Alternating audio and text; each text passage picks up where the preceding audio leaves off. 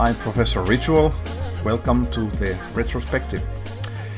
Looking at the total number of games released for Commodore 64 system is roughly 4,000.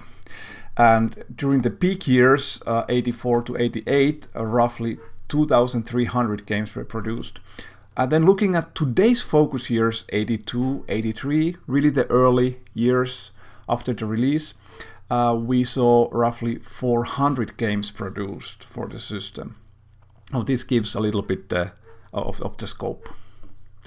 Looking at Lemon 64's top game list, we can see that only one game, namely Archon, made the list that was produced during these first 2 years, 82, 83. The first surprise is this: Archon is not on my list. Sorry, let's go to the dropouts. The dropouts, Archon, did not make my list. Sorry guys, fantastic game, no way. Poyan, another super game, didn't make my list. Lode Runner, I apologize, this is super game, did not make my list. Beachhead, this was the most difficult game to drop. Early game, super complex, fantastically made, just didn't make my list, sorry. And lastly, you will hate me for this, Mule is out. So which games then did make my list? So these are the best Commodore 64 games from 82 to 83. Number 1, Fort Apocalypse.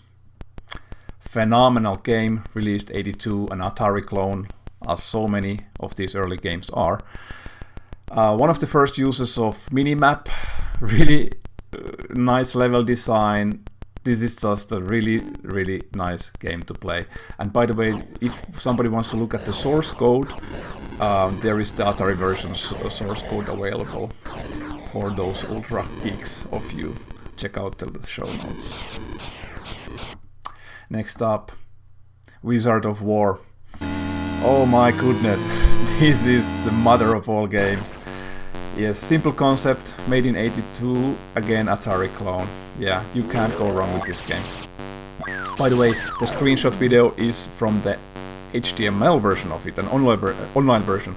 So there is a Hungarian guy who has made a couple of really nice conversions, so check it out.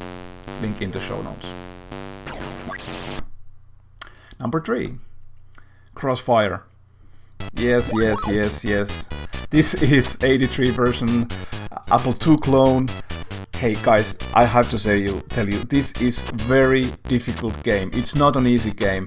It's one screen, it looks simple, but there's so many things going on, and mastering this game is a lifetime's task.